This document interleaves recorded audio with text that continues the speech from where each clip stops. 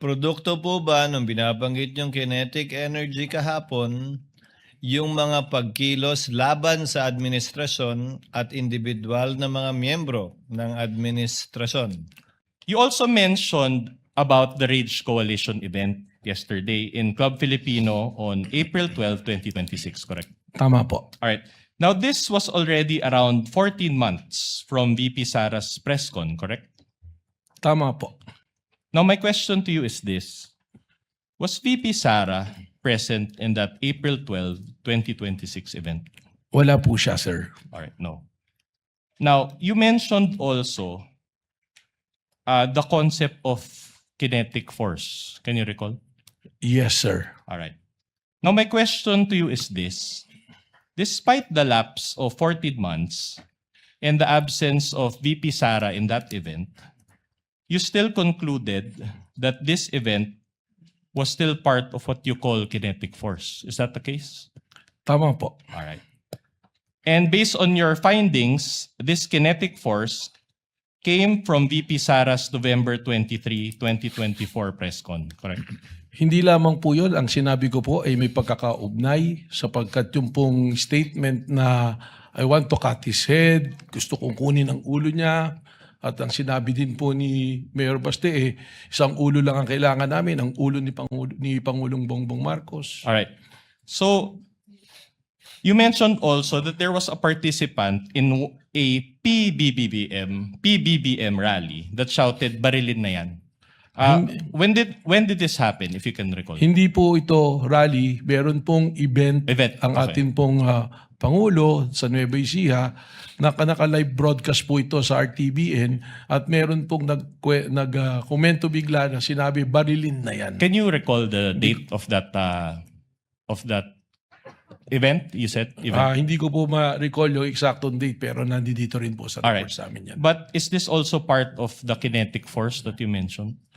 Lumalabas po sa amin pong pag-aaral. How about yung nangyari kay Undersecretary Claire Castro in Canada? Is this also part of the kinetic force? Irrelevant, Your Honor.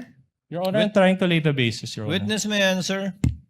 Well, If he ito na knows. nga po yung sinasabi natin na nagkakaroon po ng malawakang kaguluhan na epekto po ng madalas na pagbabanta at seryosong pagbabanta sa Pangulo na ngayon ang mga itaong kahit na ordinaryo ay inaatake po. Hindi lamang ang Pangulo kundi ang iba pa rin pong matataas na posisyon. So the answer is yes, it's part of the kinetic force. So in other words, this kinetic force can reach foreign countries. Lumalabas po na gano'n. Okay. Dahil marami po tayong Pilipino na nandoon na napapanood po That's sa social okay, media. Director. Now, how about the flood control rallies? Is this part of the kinetic force? Yung flood control rally na, aling pong flood control rally, to be Any flood specific. control rally? Probably, Is it part? baka po, kung maaari lang po sir, ibigyan nyo ko ng specific para po mas may paliwanag ko po. I'll just move on. So any dissent against the government must be attributed to this kinetic force. Is that what you're saying? Speculative, Your Honor. Witness may answer if he knows. Depende po kung anong event. Kaya nga po ang ginagawa po ng NBI ay atin pong sinusuri lahat ng pangyayari. Kahapon po inilatag namin yung 5 batayan namin para po magkaroon tayo ng malinaw na threat assessment sa lahat po ng pangyayari. All right. Now, isn't it that Mayor Baste, that participant in that PBBM event, the rallies in Canada, and the flood control rallies, don't they have a mind of their own? Your Honor, we are objecting on the Your ground Honor. of vague. Kindly clarify the question. Your Honor, the Kindly, witnesses... kindly reform, counsel. I also did not quite get the question. Kindly reform, counsel. So are you saying that these people that I mentioned, they cannot act independently and are compelled by the kinetic force that you mentioned? That is Sino pong mga speculative, Your tao? Honor. Mayor Baste, the participant in the PBBM rally, the rallies in Canada, and the flood control rallies. Una po, there's no PBBM rally. No, sorry, PBBM event. Sorry, I stand PBBM corrected. event, yung sa Canada. Tsaka, yun nga po, alin po bang flood control? Babalik ko lang po doon, pasensya na po sir, para po mas makontextualize po nating mabuti. Yes, Your Honor, please. May we request I think the clarification question- from the defense? I think the question, Director Matibag, is Produkto po ba nung binabanggit yung kinetic energy kahapon, yung mga pagkilos laban sa administrasyon at individual na mga miyembro ng administrasyon?